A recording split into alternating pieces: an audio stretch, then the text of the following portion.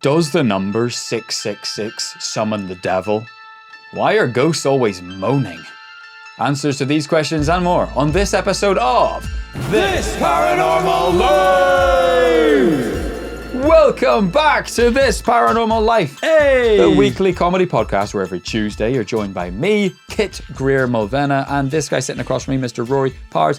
How the hell are you doing today, Rory? Doing great. Welcome back to the show, everybody. Why are ghosts always moaning? I think we learned the answer to that in the Ghostbusters theme song. That's true. And I will quote the lyric, "Bustin' makes me feel good." That is the real lyric. Let's recap that. Rory didn't just make it up. That's the real lyric to the Ghostbusters theme tune. Yeah, some of you might remember a few episodes ago we were debating whether or not that actually was in the song. It is in the song.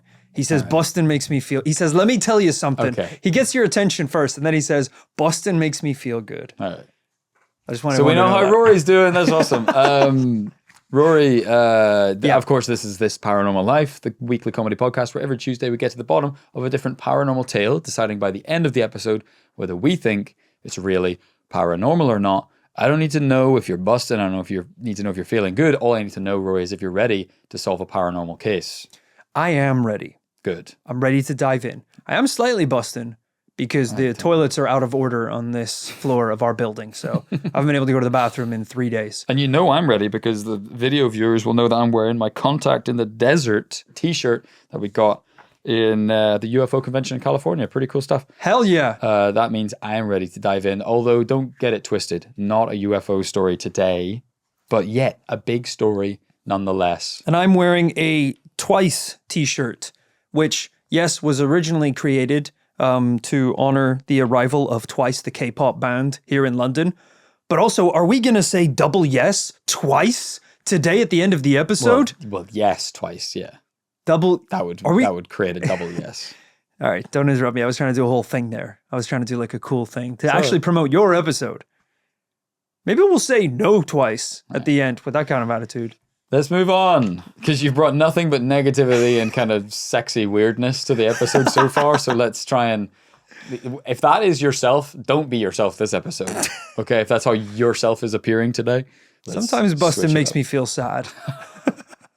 Yeah, well, that doesn't rhyme as well for the song, so that's why they didn't say that. Post-bust clarity. All right. Rory, let's get stuck in. Remember, This Paranormal Life is available also on patreon.com/This Paranormal Life ad-free. You can get a bunch of amazing extra episodes if you run out, but I hope you enjoy this one anyway. And remember, tickets for our upcoming tour so soon, so very soon. Oh my God, yeah. In August in the United States and Canada and hopefully soon UK and Ireland. Rory, today, look, we have talked a little bit on this podcast about the number 666. I mentioned it in the intro. This is the alleged number of the beast. Pretty much the most paranormal number you can get. Because this number is associated with supernatural energy, the devil, and the Antichrist. Whoa. But this got me thinking, what happens when the number 666 is in a date? Does something paranormal happen on that date? Well, we didn't need to look too hard or far because our story today begins the last time 666 appeared in the calendar.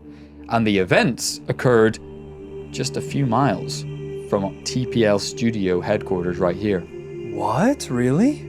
That's right, we're in London on Sunday, the 2nd of September, 1666, only 2 days and 325 years before my birthday. In the early hours of when the Antichrist was born, in the early hours of the morning, the last of the boozers in the Boar's Head Inn on East Cheap Street finish up their drinks. Come on, you lot, out you go! Oh, let us have another one, darling. Go on, just one more tumbler full.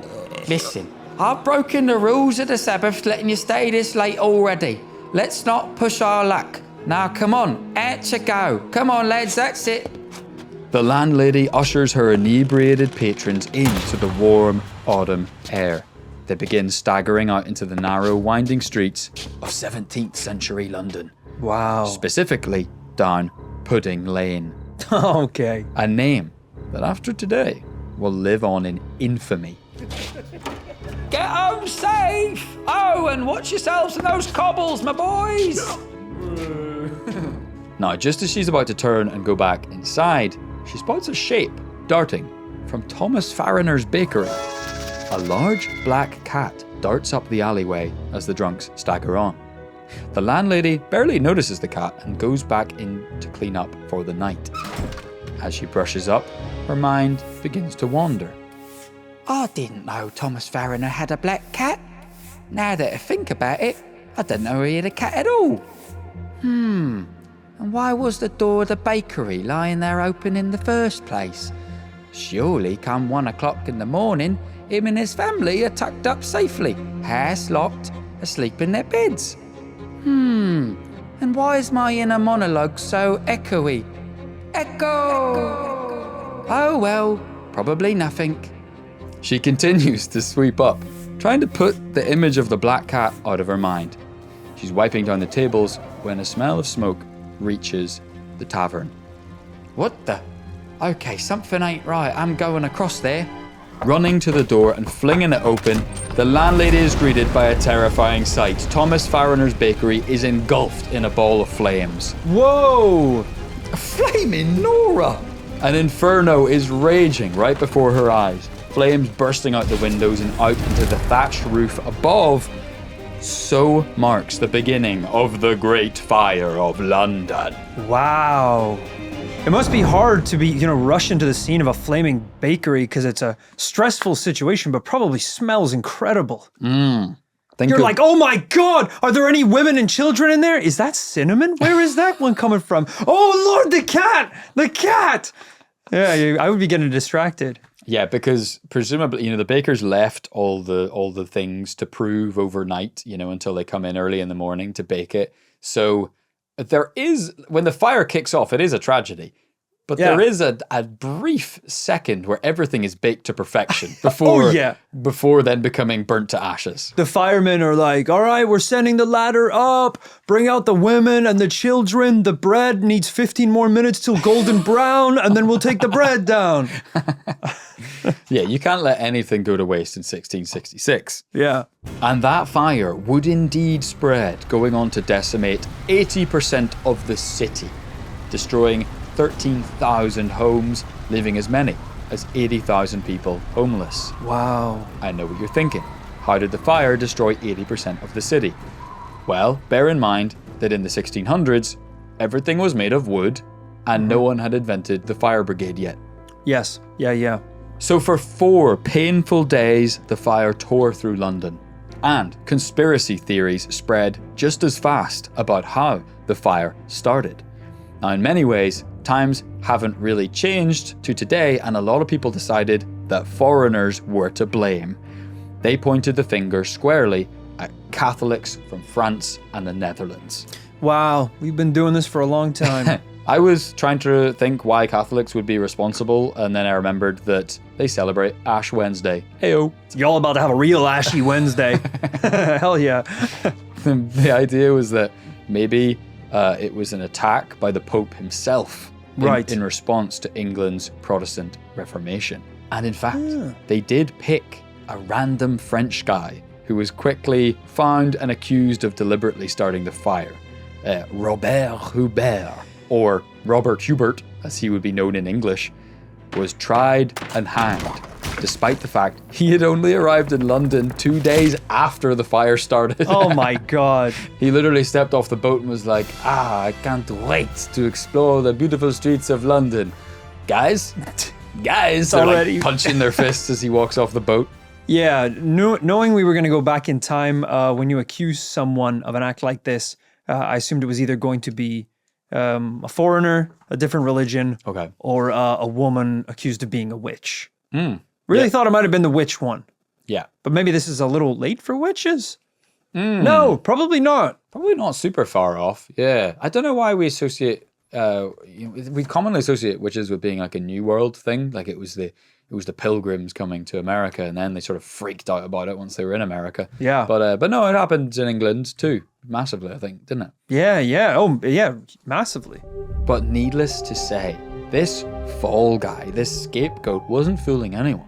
Because people knew the fire was not an isolated incident. It turns out, in the run-up to the fire starting, that bizarre paranormal events had been taking place all over the city. Whoa, okay. This sounds far-fetched, but stay with me. 1 year before the events of the fire, a man named Dr. George Thomason recorded strange events in the skies over England, stating that, quote, "Comets or blazing stars do portend some evil to come upon mortals. New stars, battles fought over coffins carried through the air, bowlines." He also reported screechings and groans heard about churchyards. Also, raining of blood and unwanted matters. Whoa! Apologies to use a verbose guy, it was the 1600s, but in his writings, he described battles fought in the sky. And we'll get to raining blood in a second, but with battles in the sky, he was far from alone. It was widely reported that people on the ground claimed to have seen flying ships with cannons firing. Here is an artist's interpretation from the time. What is happening? Okay, yeah. This is a photo of... It's not a photo. Sorry, it's a picture, a painting. Drawing, It's a drawing of... It's just boats in the sky. Mm-hmm. Boats in the sky. I don't really know what to say. Yeah, that's kind of what it is. Really. Sailing boats, not spaceships, but old-timey pirate ships, essentially. Not the first time we brought it up on the show. Yes. Not that long ago, I covered a story about the airship of Clonmacnoise in Ireland. Yes. And that was... Talking about the Skyrates. And the sylphs, sky the people, sylphs. I'd like to beep. No, just a name for sky people. Spelled SYLPHS. But these were some kind of sky people. But weirdly, quite a similar time period, like medieval period. Yeah. And they described, long story short, for the airship of Clonmacnoise, people have wondered if it was UFOs or something weird. But using the language of the time, they were like, oh, a boat flew in the sky.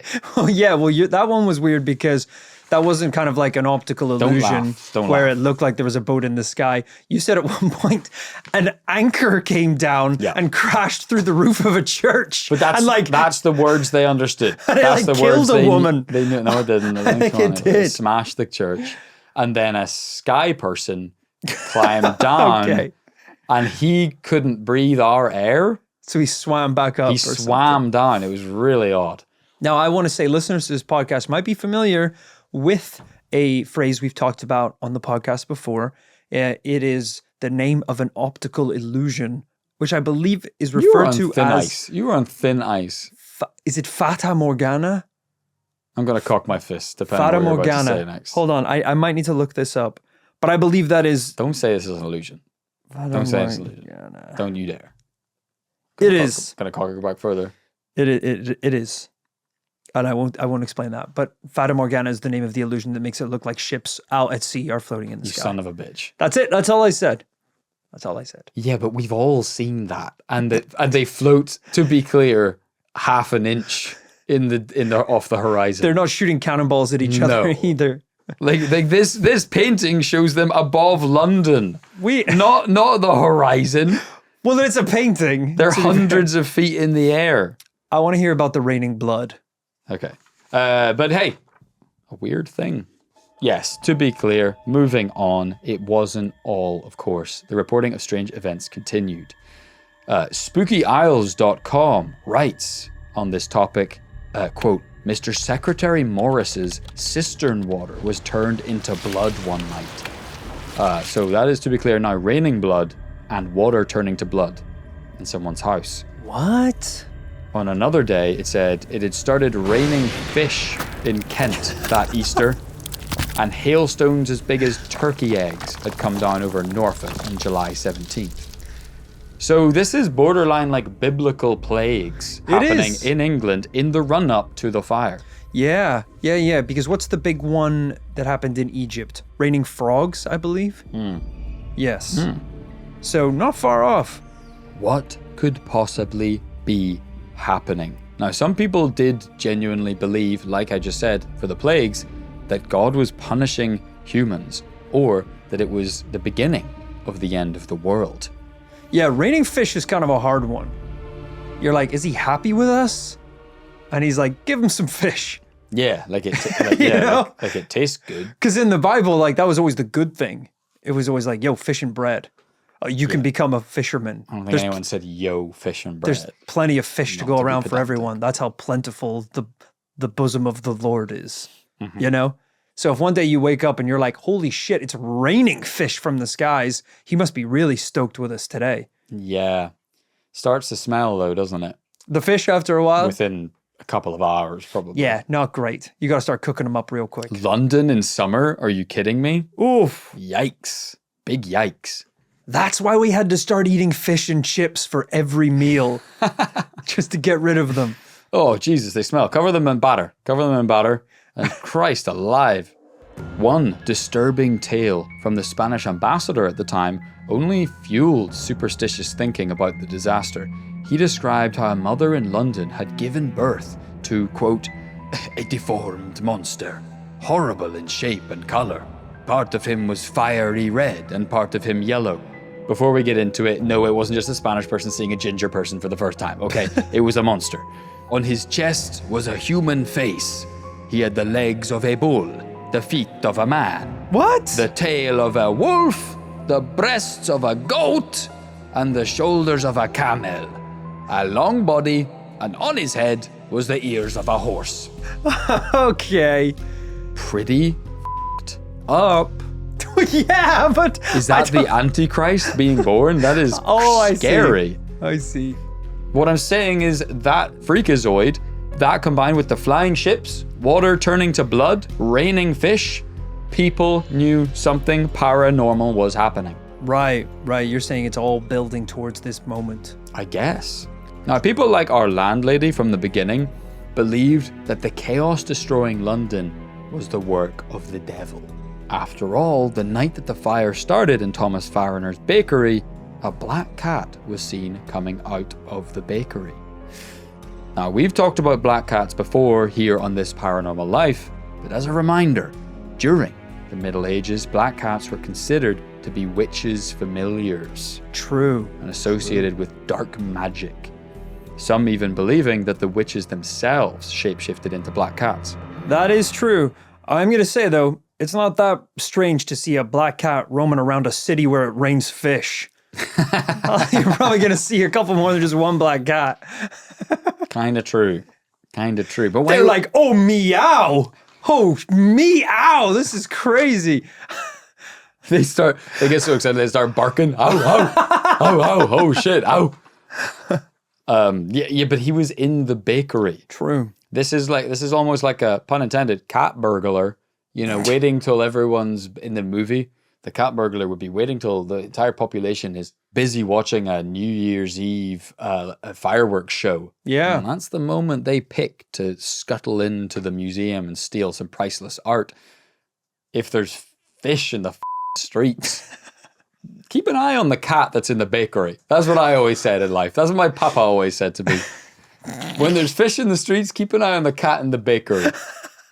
It sounds like it should be smart and mean something, but it literally means nothing. It only applies to this story. It's a very specific story. Also, what is the implication? The cat started the fire? Do you know what that phrase sounds like? Is, you know, whenever you hear idioms from other languages? Yeah. And it'll be like, oh, did you know in Japan they say, like, you know, beware the man who ties his shoelaces together. And it's like, what's the meaning? It's like, no one knows anymore. It's lost to history. It doesn't really translate to English. Yeah. It doesn't really work. Yeah. It's like, oh, okay.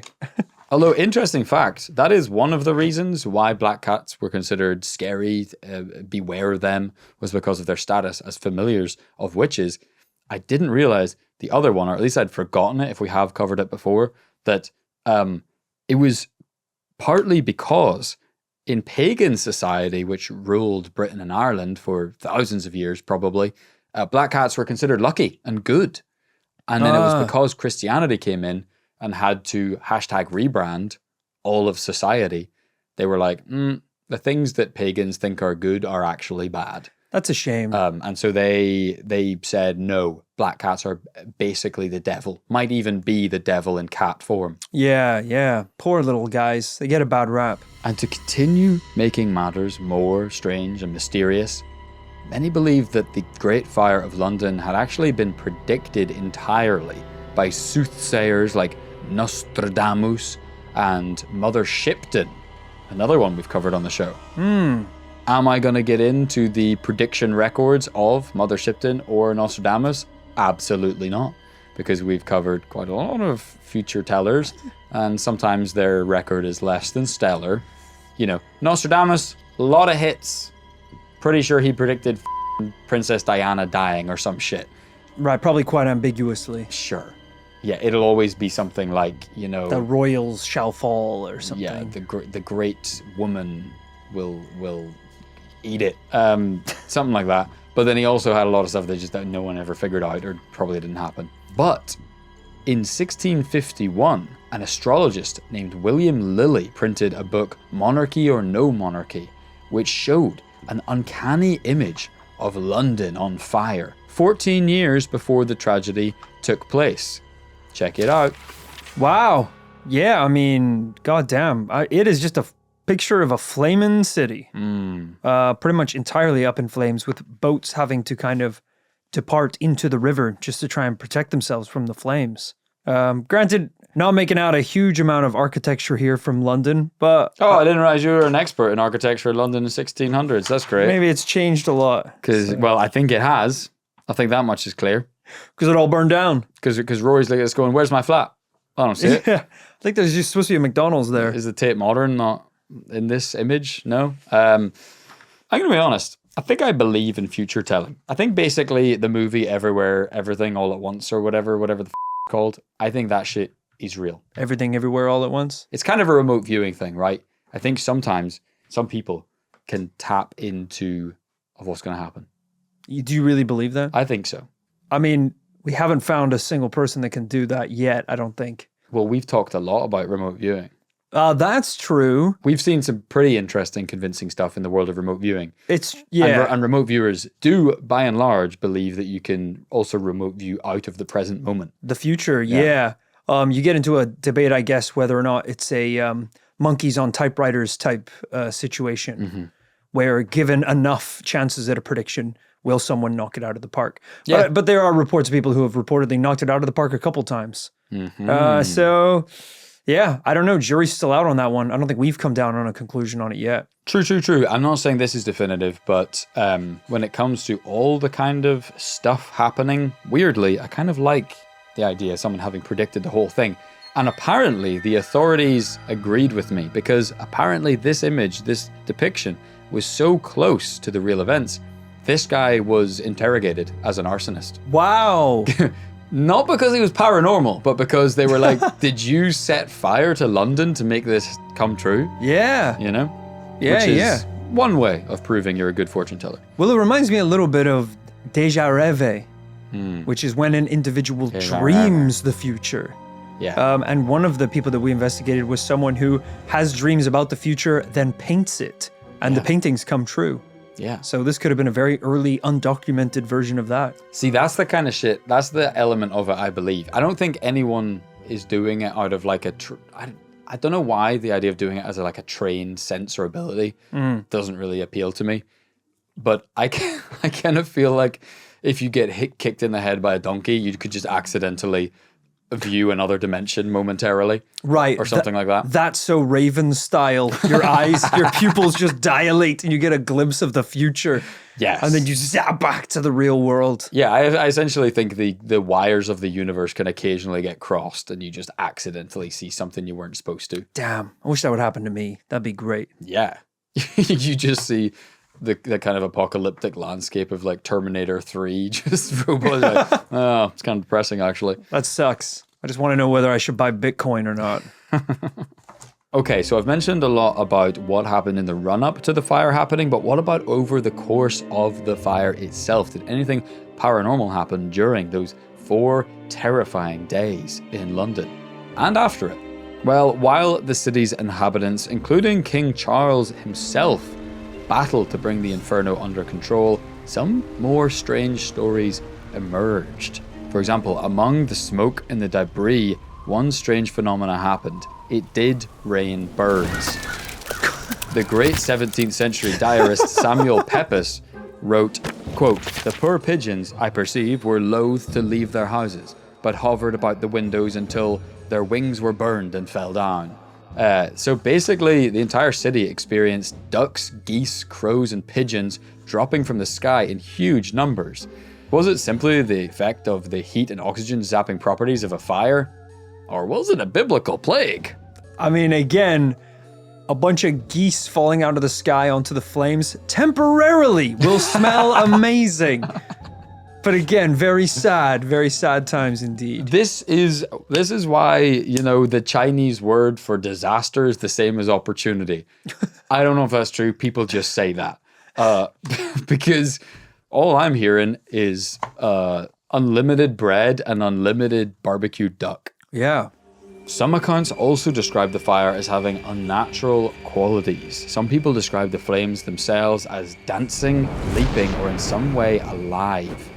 People felt the fire had a mind of its own, with many even reporting seeing a fire-breathing half-man, half-goat monster in the flames. You're kind of getting the picture that there was a lot of weird stuff happening in the run-up to the fire taking place. Stuff which, as I said, even in the conditions of the modern world, probably would cause, Jesus Christ, look at the amount of people in kind of today's partisan politics, they call each other the Antichrist and things like that. That it feels as though people were maybe primed with all the things that were happening to think that then the fire was the final manifestation of hell on earth. Yeah. I mean, it's hard to tell whether it's that or whether it's like a retrospective thing. And that after the fire takes place, people are like, oh my God, yeah, of course. Because last week I saw something weird in the alleyway. And it's like, well, now you're thinking about that because the fire happened. It's like it's a retrospective type deal. It's hard to know that balance. Sure. Well, Rory, while we personally haven't physically ourselves investigated Pudding Lane, although I have to ask, have you ever been to Pudding Lane? No. This is famously where the fire started. This is a popular kind of tourist attraction because of the fire. I kind of hope the bakery's still there. That's a good question. That would be cool. I'm going to look it up right now. I need to remind myself where it is. I do remember I used to cycle by it on one of my commutes when I lived in London. I always thought it was just a funny name for a street, and then I found out that it was also the site of where the fire started. Yeah, it's right in the city of London, because this is so long ago. It was when London was a fraction of the size that it is now. Its closest tube station is Monument. It is next to like Cannon Street station. Okay. But sadly, looking at it now, it does look as though there is no bakery there. Sad to say, it burned down in 1666. Terrible. Understandably, they were like, we're not going to rebuild. We're done. The cat was here. It's going to be burned down if we build it again. But while we have not investigated Pudding Lane specifically, me and you actually did stomp the streets of London looking for ghosts in episode 286 of this Paranormal Life, of this podcast, London's most haunted pubs. Yes. Yeah. We went to a bunch of the most haunted pubs right here in London, did a tour of them all back to back, ending up in one of my favorite pubs in London, the Prospect of Whitby, Yes. where they have a hangman's noose out the back, where I believe they used to hang prisoners by the neck, not to kill them, but to let them dangle there until the tide came in and they drowned. Woof. Arguably worse. Sorry, meow. Yeah, arguably worse indeed. I know, and I still recommend that to anyone listening who gets to visit London. Definitely, not only because we had a weird day exploring haunted pubs, but definitely still, I was going to say one of, has to be the most surreal pint I've ever had. Yeah. When you're sitting at night, probably as well, midweek helps, at the back of the Prospect of Whitby, you're sitting on the Thames, listening to the creak and groan of the wooden frame of the balcony, the hangman's noose swinging in the night air. You really feel like you're transported back in time. Yeah, it is. I would say that is the most supernatural bar in that area. But 15 minutes up the road, you also have the bar owned by Sir Ian McKellen, where he has Gandalf's staff on the wall. So that's pretty good too. Hard to say which is, yeah. A famous wizard staff hanging on the wall that you can go take a picture with. They're weirdly chill about it. It's just there. That's awesome. I know, it's sick. That's cool. Yeah, and the prospect of Whitby as well. It's I think it's, you know, the phrase that people sometimes say online, like the American mind can't comprehend this. Yeah. The American mind can't comprehend the inside of the prospect of Whitby. It's like, I always say, like, when a building is that old in England, it just looks like it's melting. It's kind of like a style of building only really seen inside Disneyland. Yeah. Kind of the whole thing is like just wobbly and weird and small. It's like a hobbit's house. Yeah, it looks like it is in a theme park. Yeah. It's like you're drinking in a pirate ship. Very authentic. Very cool. L'autentica. But we explored the streets of London, learning more about its ghosts and haunted locations, many of which fall in the footprint of the Great Fire of London. So predictably, there are many stories about the fire's victims, believed to haunt London. But interestingly, the death toll of the fire was way lower than you might have expected. Ah. I'm just going to cut to the chase. The official number is 6 people died. What? Yeah, Damn. the whole thing. And there was only like 9 people living in London.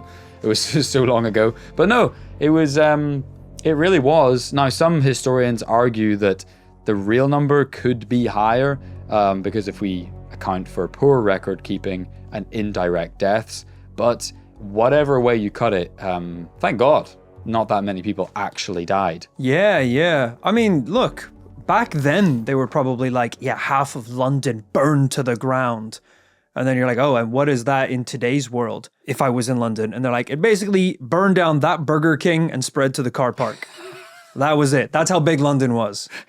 Yeah, 6 people died. That's it. Yeah, like I said earlier, it made like something like 80,000 people homeless. It's like 80,000 people live in like one housing block in Croydon. It's London Small amount. is busted now. I can't tell you who definitely was a victim of the fire. Robert Hubert. Robert Hubert. Yeah. The Frenchman falsely convicted of starting the fire, who was executed for his crime. Legend has it that his ghost still walks the streets in chains, pleading his innocence. Sightings have appeared near the historic location of Newgate Prison where he was held, with some witnesses even seeing him shrouded in flames as he walks the streets. That's cool. Pretty badass. Unbelievable. Like, talk about unfinished business or some sort of beef here on Earth. Bro tried to go on holiday and we set him on fire and hung him. Yeah, that's pretty bad. Pretty bad. We did not, I think as a nation, Britain should apologize for that. And we don't need more beef on Earth. We've got fish on Earth, duck on Earth. That's the last thing we need is more meat on Earth. It rained blood, people. Another ghost from 1666 is the ghost of Pudding Lane, often described as a phantom baker. People have reported seeing a panicked figure running up and down Pudding Lane, the location of the fire. The figure has been seen trying to douse the invisible flames, and sightings are often accompanied by smoke and sometimes the smell of freshly baked bread. Let's go. Hell yeah. There's also a huge monument to the Great Fire of London because it was so bloody destructive, and there are a lot of ghost encounters reported there. People reporting whispered voices and cold spots, even phantom hands touching them. You might be quickly getting the picture. I don't have any evidence to share for this portion of it. These ghost sightings are hard to prove. I mean, we know from ghost cases before, even in places with hundreds or thousands of ghost reports, you're lucky to get 2 video clips to rub together. Yeah. And especially in a city as big as London, where people are usually running around pretty quick because they got places to be. No one's taking the time to go around with a camera to Pudding Lane. Yeah. It's not going to happen. And the ghosts themselves are probably like, gotta go, gotta get a Pret, it's going to close in 5 minutes, gotta jump on the tube, I have a ghost meetup, meetup.com meetup for ghosts in Chancery Lane in like half an hour. The ghosts have places to be. It's London. Yeah. It is worth mentioning at that point that, while there was a number of conspiracy theories, I mean, the Frenchman was hanged. There was devilish theories about how it happened, that maybe the black cat was the devil himself, and he knocked over a candle deliberately to start the whole thing. Even back in 1666, the authorities did investigate, and the general consensus became that the fire started accidentally. Sure. I mean, if it started in a bakery as well, it's probably one of the few places where it is going to be like open flames and fire. It wasn't an accountant's. It wasn't, it wasn't a doctor's church surgery where it happened. So that kind of stands to reason. But does the whole thing happening by accident in the first place, does it negate the kind of supernatural events that surrounded it, that preceded it, and even that came after it in terms of the ghosts that haunt London to this day? I think today our problem is we just got too many things going on. It'd be one thing if someone was seen practicing witchcraft and then maybe the cat showed up and then the fire started. You told me a child was born with hooves. The breasts of a goat. And camel shoulders. Camel's shoulders. Which feels like a Ears of whole other horse. thing. That it rained fish. Rained blood. That there were intergalactic star destroyers fighting in the night sky. Yeah, that's just kind of like a lot to think about. I know. Yeah, and to think that all could have existed alongside a fire in a bakery. Yeah. You're saying it's kind of totally unrelated? I don't think a lot of that stuff happened, is what I'm saying, yeah. See, I think it's all awesome and true, but probably unrelated. Right. It is true. It's a good point. Weird stuff does happen in the world. I mean, I remember reading, we've talked about it a lot on this Paranormal Life. Growing up, you'd read books like Ripley's Believe It or Not. Sure. And they would be like, did you know in this rural area of Pakistan in 2003, it rained fish for 2 days? But we have some slightly different explanations for how that might have happened. They'll be like, yeah, it's weird. Like meteorologists think that a cyclone flew over the Indian Sea, picked up 85,000 fish, and then slowly dumped them over the Himalayas for a couple of days. Like weird shit over the course of humanity has happened. Yeah. So in fairness, that could explain things like the turkey egg-sized hailstones for sure. Yeah, that's not one of the ones I'm worried about. Also, the raining blood. I think I've even heard of weird shit like that happening. We covered it once. Maybe it was a bonus episode. Yeah. But the time it rained flesh from the sky, Rained the flesh. blobs.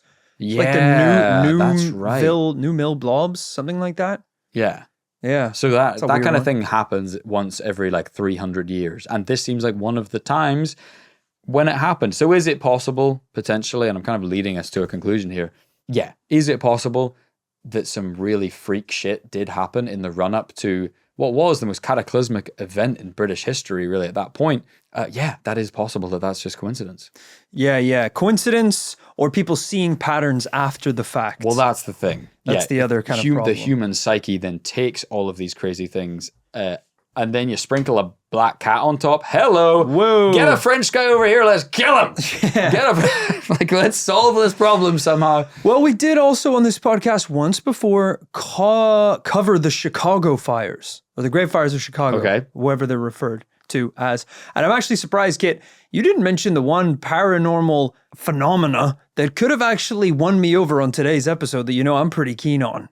Dragons. Oh my God. That's right. As we know, the Great Chicago Fire was started by dragons in the American skies. We don't know that. Listen I to the think episode. you think that. Listen to the episode, Are Dragons Real? Listen to that one. That was a great one. I forgot that was in Chicago. That's yes. Well, really actually, dumb. I think you'll find that the fire started in 2 different locations, miles apart, which could only have been possible by act of dragon. You see just now, that like 3 seconds of excitement you just shared, that would have been awesome for any of the rest of this episode. That kind of energy you just brought, rather than just like kind of looking at your nails the whole kind of rest of the time. Damn, like, yeah, that's crazy, this man. is crazy, bro. Did you say fish? It rained fish? You're like, you don't understand. It happened at 2 places. At 2 places at once. I'm like, I just told you there was UFOs having a Star Destroyer battle, a dogfight in the sky above London. All right, we're done. All right. At the end of every episode, me. At the end of every episode of This Paranormal Life, we have to decide whether our given case is true or not. Rory, in the case of the Great Fire of London, do you think there was paranormal causes? It's going to be a no from me this week. Damn. Okay. Unfortunately. It's gonna be a double no. I think it's coincidence. I really do. I think there's some pretty interesting stuff happening there. We got to revisit the sylphs, my friends. That has not been explained. It's come up in a couple of episodes. They've both been double no's, but something's going on there. Something's Kit's going on pointing with the to sylphs. the picture of the ships in the sky. The sky people I'd like to beep. Thank Yeah. you for tuning in to this episode all about the Great Fire.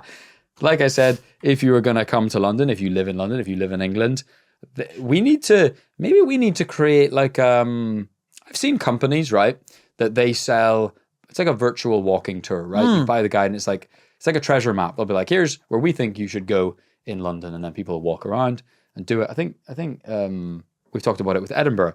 People do stuff like that.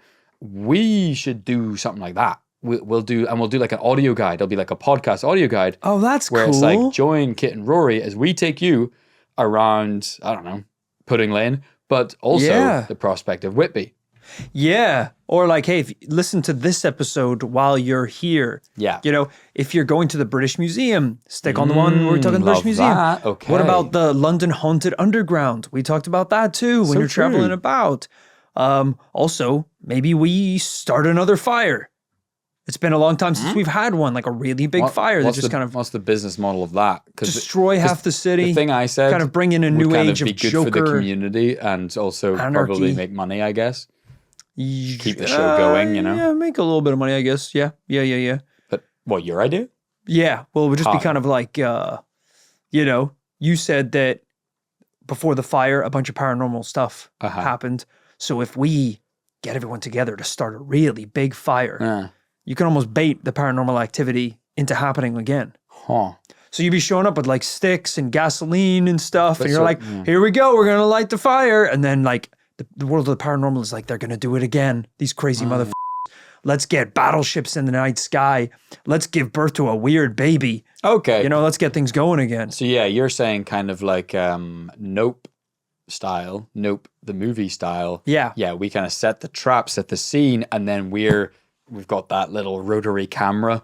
We've got the cameras rolling, looking at the skies, ready for the sylphs to show up. Yes. Yeah. I like it a lot. As long as we start the fire here at the office. Because there's a lot of documents in here that I would love to just make poof. Just go poof. Yeah. Would be great. And the insurance claim would be really great as well. That we got, wink, destroyed in the fire, wink. Insurance, that would be really great. Insurance fraud.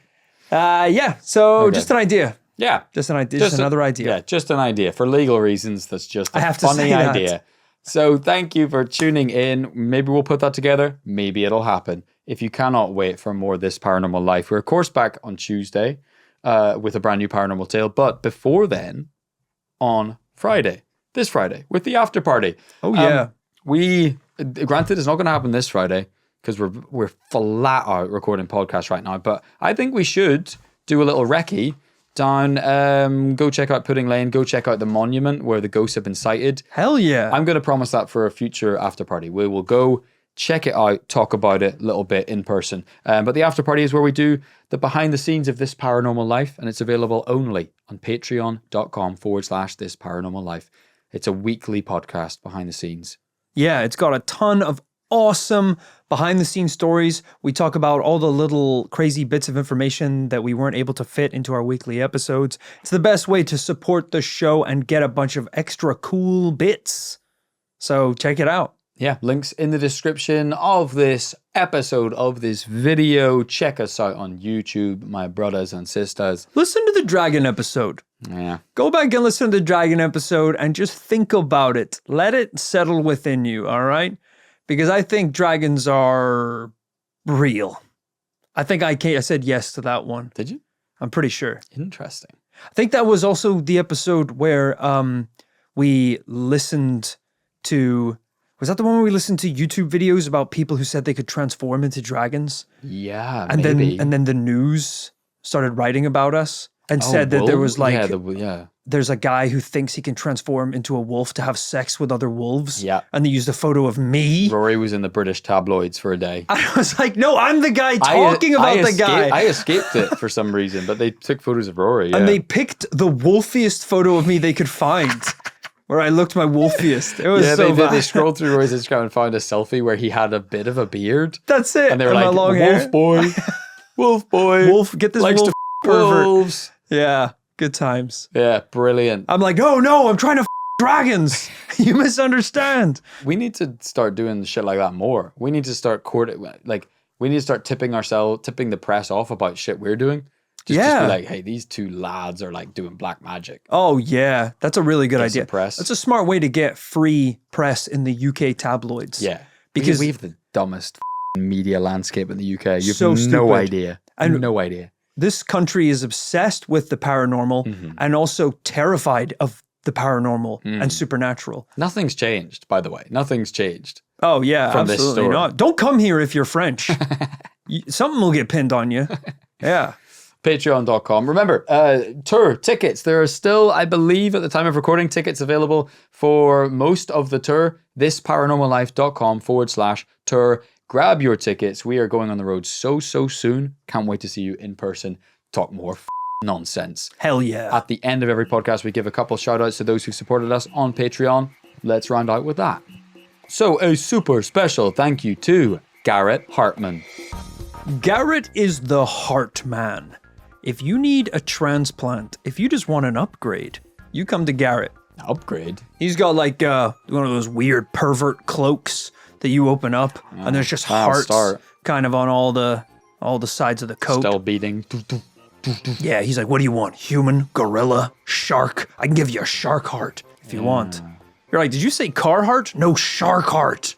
It's not an item of clothing, and it'll mean that you can only breathe underwater. It's like, don't sharks only live for like 3 years? Yeah. It's damn good That's 3 why years. Well, that's why they're cheap. That's why they're cheap. Gorilla heart, that'll cost you. They live for a while. They do. Parrot heart, small but mighty. They live a long time. Yeah, well, what's the best one? A turtle heart? I think they live a long time. But yeah. imagine you go to then move as slow as a turtle. You know, he's like, don't walk over 3 miles per hour or you will die. You'll overload this thing. Yeah, it's not built for that. Yeah. You can't even have if you have a coffee, this heart will explode. Yeah, Turtles have never experienced that. that's twisted. All right, well, Yeah. Garrett, If you put a zin in your upper lip, you'll die. That's too much for a turtle's heart. yeah. You can't do it. I'll stick with human. I think I'm good. But it's good, but nice to have you there in case we do need a backup, you know? Thank you also to Ragnar Burger. Come on down to Ragnar's Burgers. Burgers. Come on down to Ragnar's Burgers. We can make burgers out of whatever you want. Oh, shouldn't do that. Shouldn't do that. I think that's illegal. You kill it, we grill it. So you bring us whatever you want, we'll turn it into a burger. Right, well, beef surely. Or chicken. There's burgers made of other things. Veggie burgers. Yeah. All right. Like I said, you kill it, we grill it. Okay, so it seems like this is more of like an evidence disposal organization. No one said anything about that. We're done here at Ragnar's Burger. We have an award-winning burger made of vegetables. But also, if you do kill something, honestly, break it this way. Try our special this week, the enemy burger. Bring us your dead enemy and we'll cook them up. Trader Burger special this week. Trader Burger and fries. Down at Ragnar's Burgers. Thank you so much. And thanks, lastly, this week to Lorelei Flame. All right, we found our culprit. It's 300 years too late. Wow. Sorry, Robert. You took the fall for apparently Lorelei Flame. And you can't even ask them if they did or not, because if you do, Laura lies. Yeah. They'll be like, I didn't do it. I don't know what you're talking about. But Laura lies. That's their thing, you know? And in the 1600s, that was, you know, a man, it was like an episode of This Paranormal Life. A man's word was all you needed. It If really you was. said, I didn't do it, they'd be like, he says he didn't do it. Well, it's got me stumped then. Yeah, that worked. Lorelei, look, I don't throw this word around lightly, but witch. 100% witch. Yeah. Yeah, so glad your second name is Flame, because you're going to be getting real up close personal with that one real soon. Sadly, I'm looking at them through a screen here, but I'm going to like an email, burn you at the stake. I'm going to click burn at stake. Flame emoji, flame emoji. Flame emoji, flame you out. Thank you, Lorelei. Thanks to everyone who supported us lately and continued to support us. Thank you so much. Couldn't make the show without you. Couldn't make this nonsense without you. We're going to be back on Tuesday with a brand new paranormal tale. Back on Friday on the after party over on Patreon. And later this month with the bonus episode. Oh, yeah. Remember to live fast, Investigate and die young, baby!